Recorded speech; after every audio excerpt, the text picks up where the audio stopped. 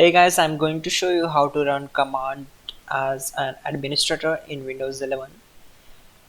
So go to search bar and type here CMD, right click here and select run as administrator and select S.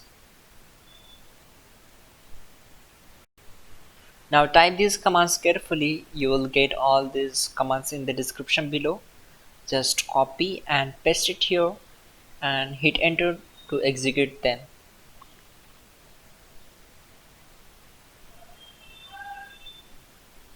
Okay, once done, close the command prompt and simply go to search bar and type Windows PowerShell.